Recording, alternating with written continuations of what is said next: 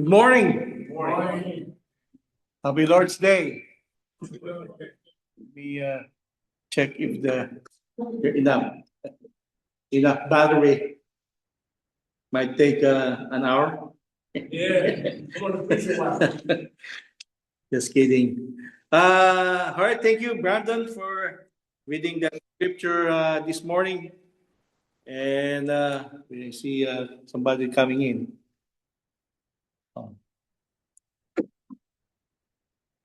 And of course, we are still on our annual theme on keep contending for the faith.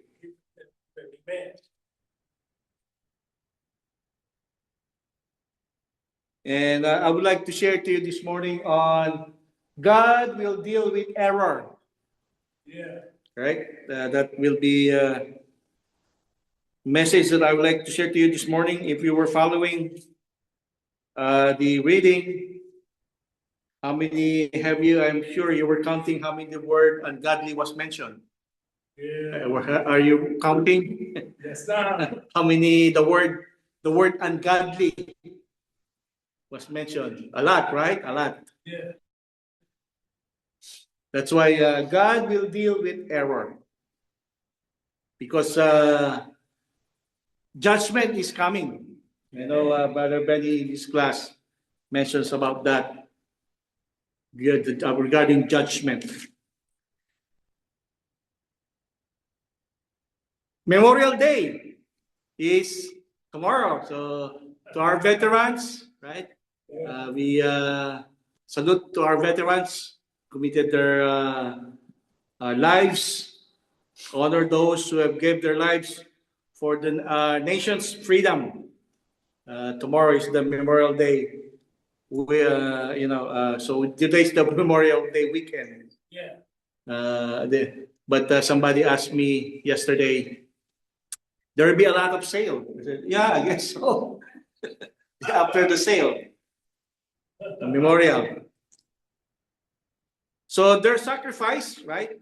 These men and women reminds us that freedom is never free. It must be defended, right? It must be defended. Amen. In a greater spiritual sense, it must. We as Christians are called to stand firmly for the truth of God's word and to contend for the faith it was once for all delivered to the saints. Jude 3, which is our scripture for this whole this whole year of 2026. So throughout history, the people of God have faced opposition, right? Misunderstanding and even persecution for standing on the truth. That's why the book of Revelation also was written. Yet the call remains: contend for the faith. And this what Jude was saying, to contend for the faith, is not a passive suggestion. It is not a passive suggestion, but it is an urgent command. Amen. It's a command. Because why? Because the stakes are eternal. Yeah. Stakes are eternal, and the consequences of error are grave. So as we explore the warning on Jude, his warning at the same time encouragement, let us open our hearts this morning to the gravity of God's message and the hope it brings. Amen. Because Jude's letter was written in a time of crisis. In a time of crisis, there were false teachers that, what he said, crept in, right? Unnoticed in the church, right? Yeah. Twisting the message of grace into a license of immorality. You know, they use the grace as a license to do immorality and denying the lordship of our Lord Jesus Christ. So that's why the urgent tone of Jude reflects the seriousness of the threat, right?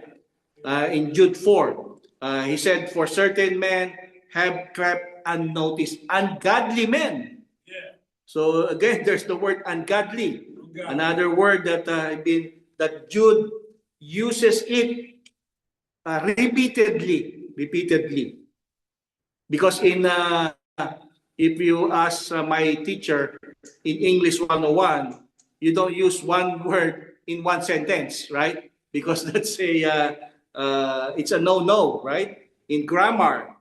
But here, Jude use it repeatedly, the word ungodly, in just 2 verses, 14 and 15.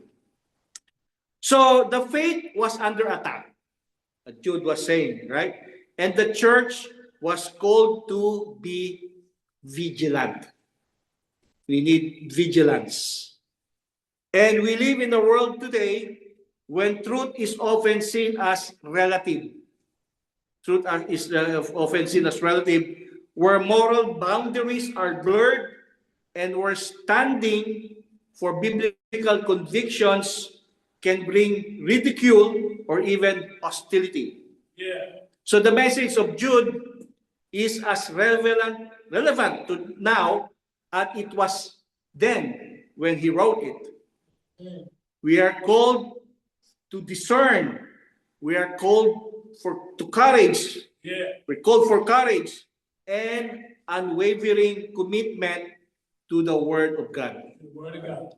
Today, brothers and sisters, we will consider key truths, key points from the verse Jude 14 and 15.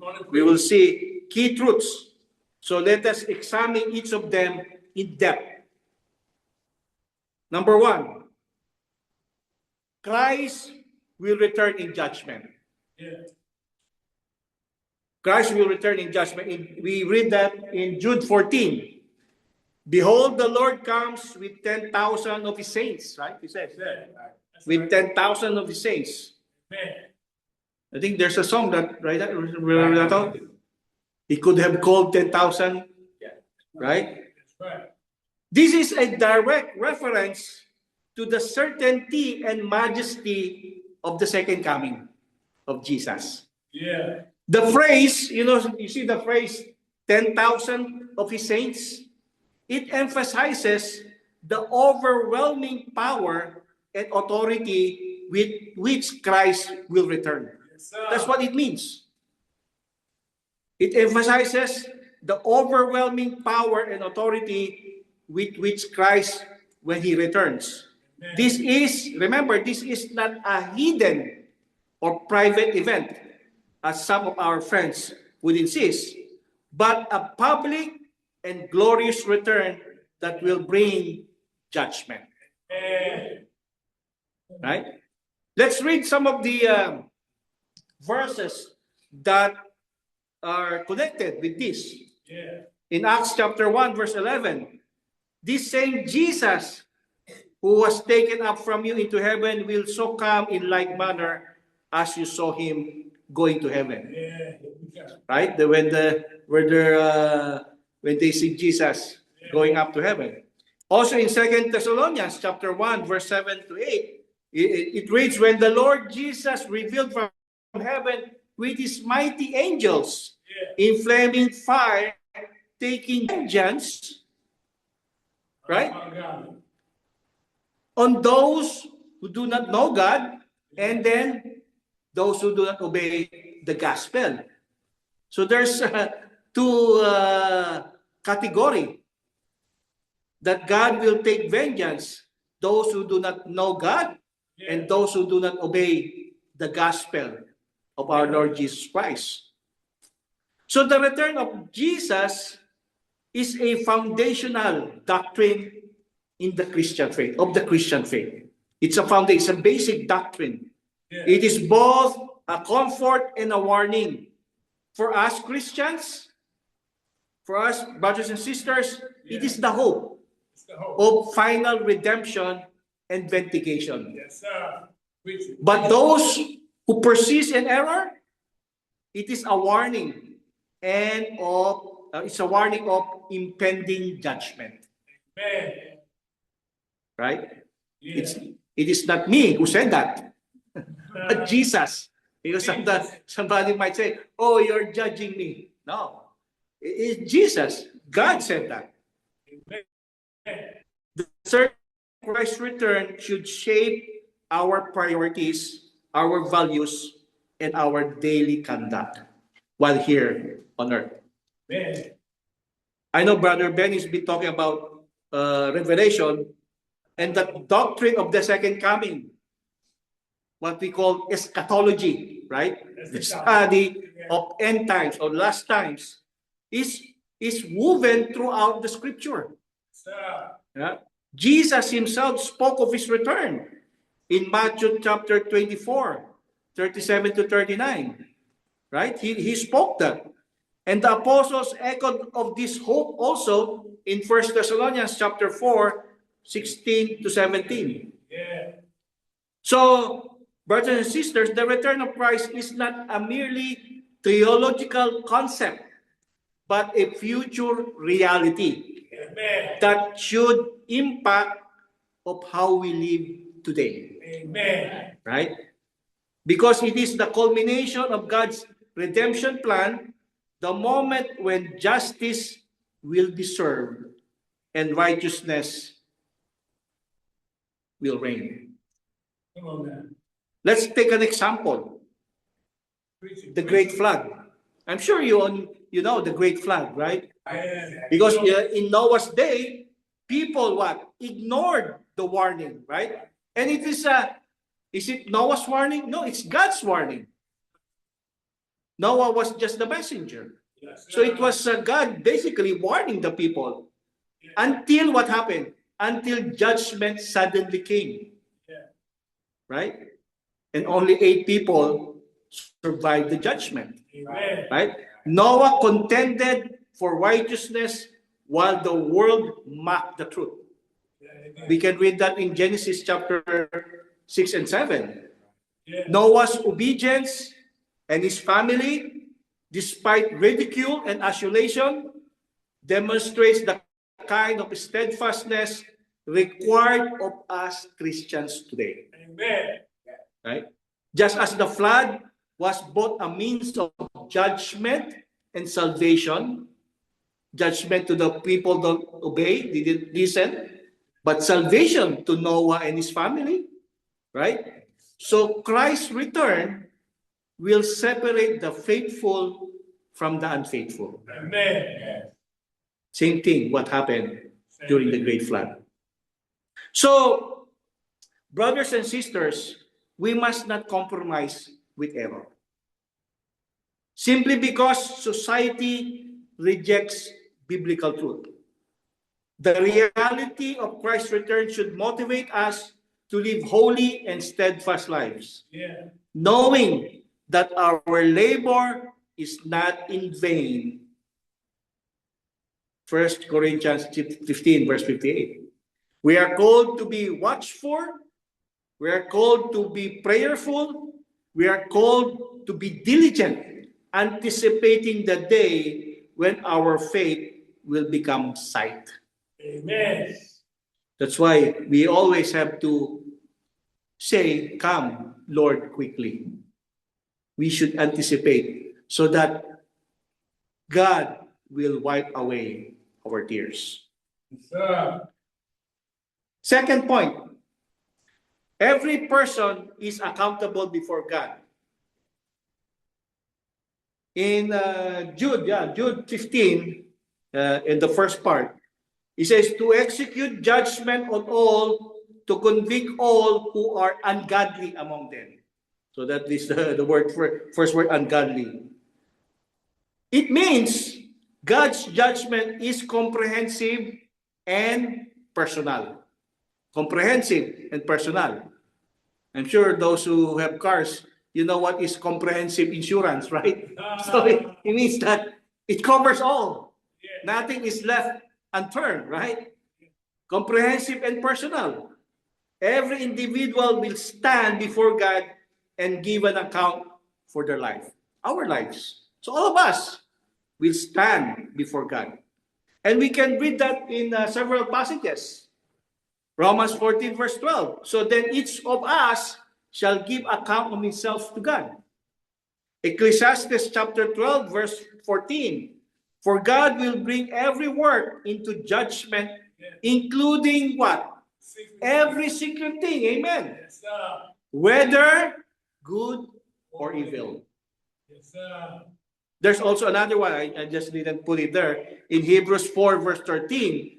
And there is no creature hidden from his sight, but all things are naked and open to the eyes of him to whom we must give account. Amen. That's Hebrews 4:13.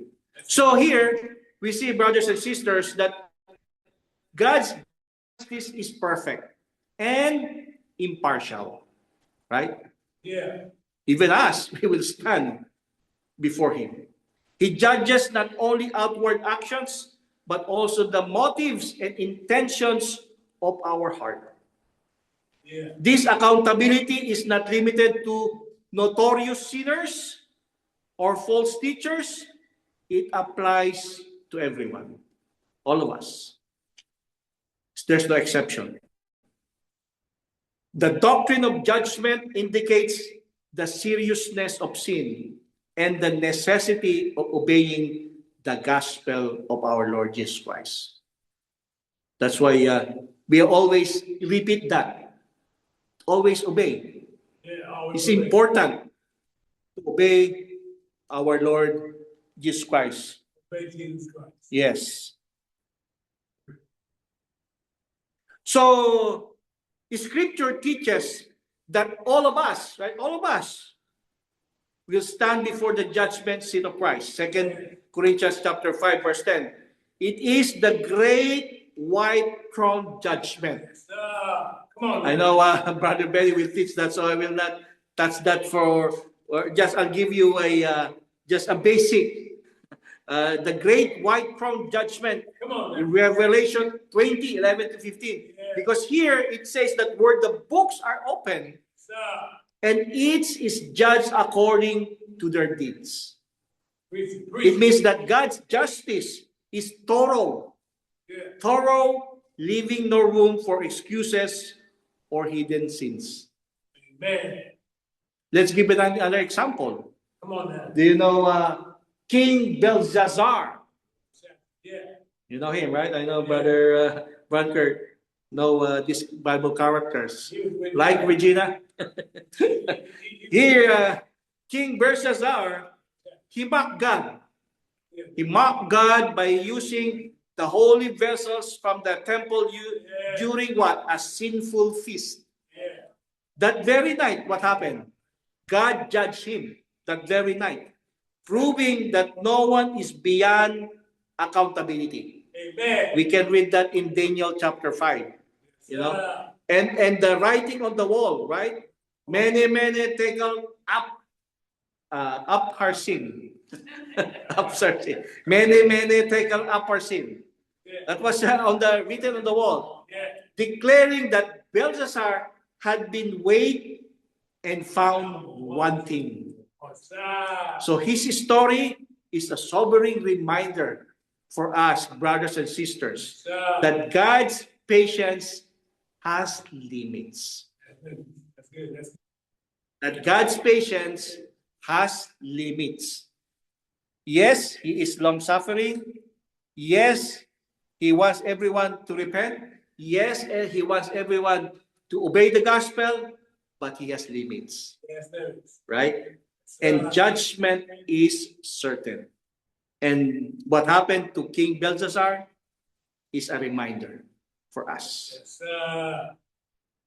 That's why contending for the faith also means examining ourselves. Amen. We also examine. We just don't contend, but we also examine ourselves. We must live with reverence, with integrity and obedience, knowing we will give an answer to God someday. Amen. Self-examination and repentance are essential practices for those who desire to honor God and avoid the errors of the ungodly. The call to accountability is not meant to produce fear, but to inspire holiness and dependence on God's grace. Amen. Think, for example, a company that conducts annual audits. I don't know if Rosa does this. Who does annual audits? A company that conducts all the annual audits. Every transaction, right? Yeah. Every expenses, every decision is what? Is being reviewed, Yeah. right? Yeah. Employees know that accountability is part of the culture. They know that. Employees, right? In the same way, brothers and sisters, in the same way, God's judgment is thorough and just. There will be an audit, right? A spiritual audit. You know, every thing that we did will be reviewed, Yes, sir. right? Thorough and just, but just, right? Nothing escapes God's notice. Amen. And every life will be reviewed in the light is holiness. Yes, sir. Hallelujah. Thank you, Jesus. That's why we have to prepare. Third point, God will vindicate His truth. Preach it, preach it. God will vindicate His truth. In the latter part of that verse, in verse 15, it says, it reads, of all the harsh things which ungodly, you know, the word ungodly again, ungodly sinners. God.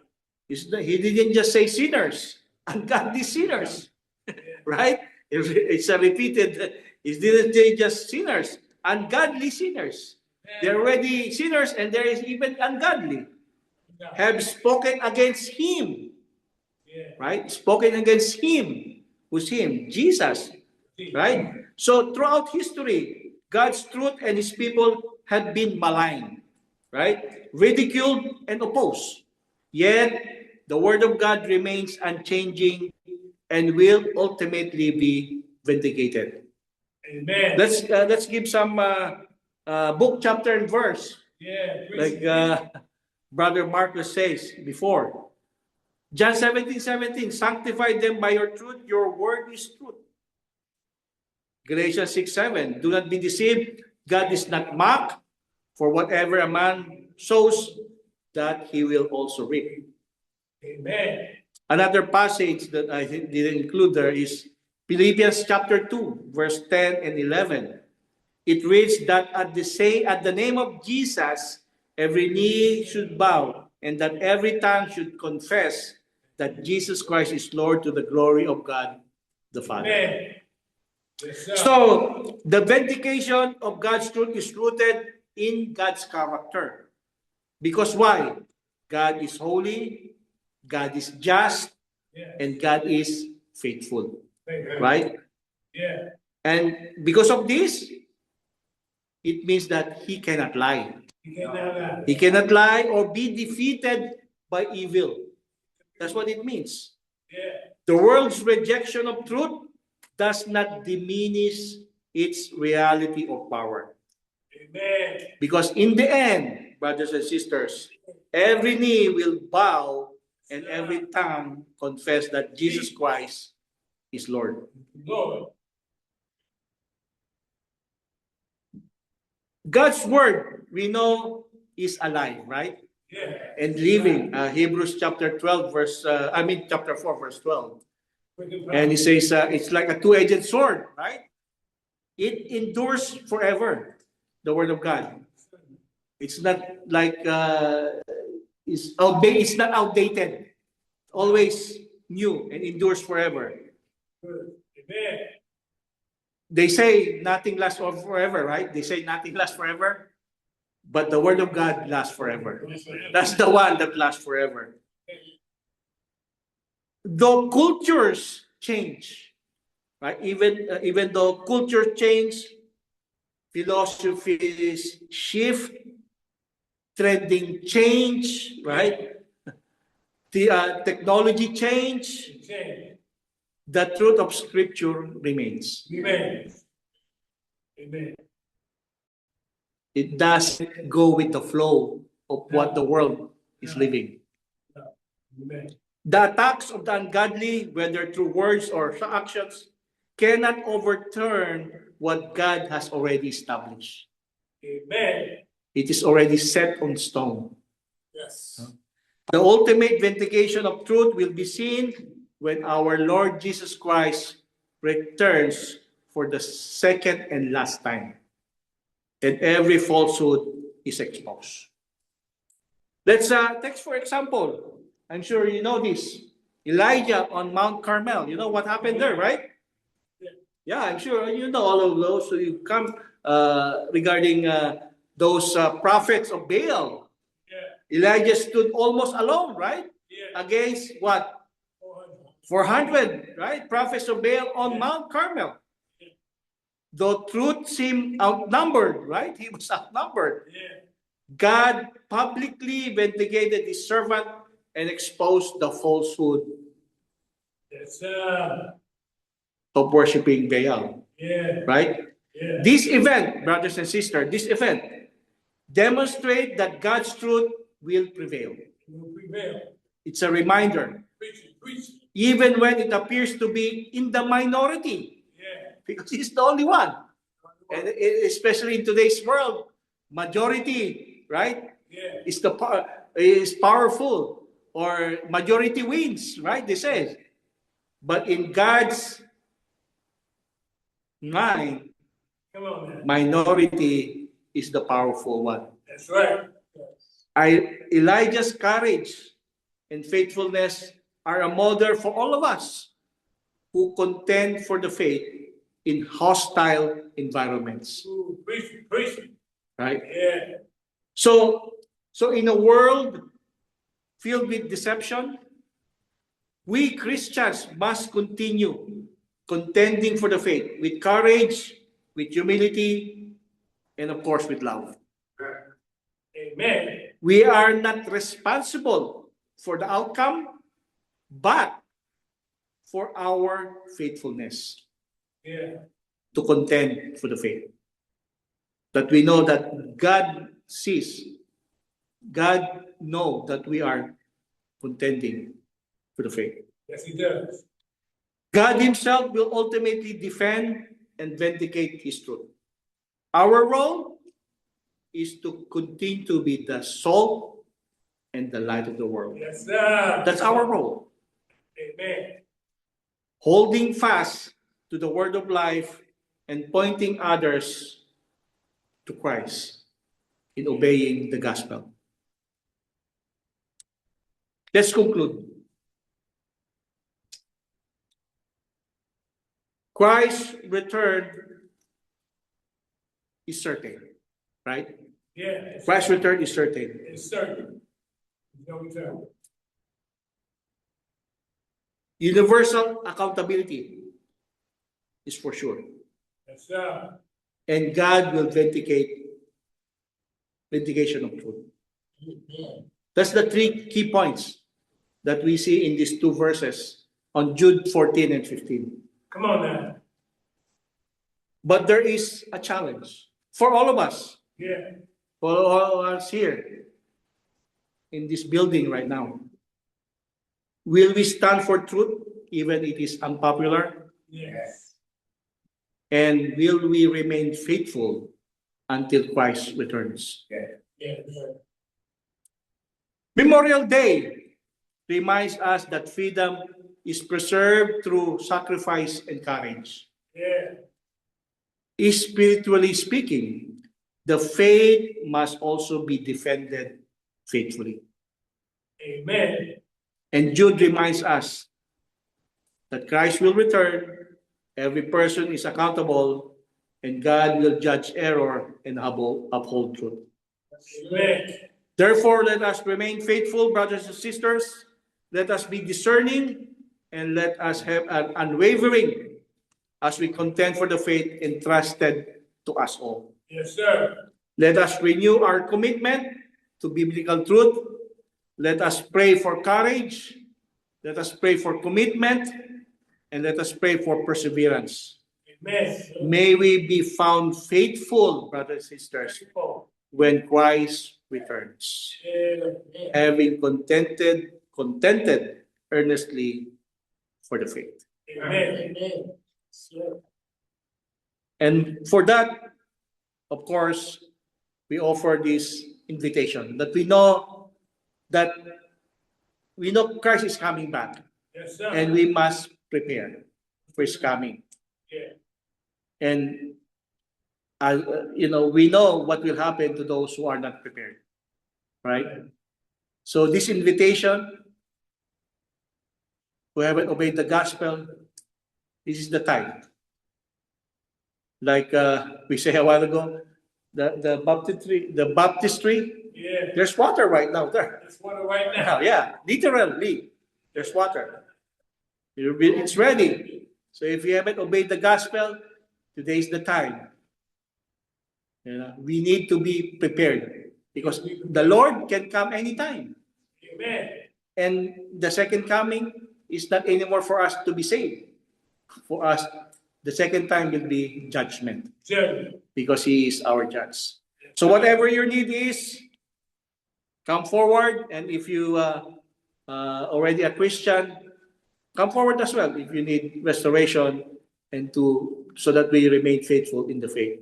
So whatever your need is, come forward as we all stand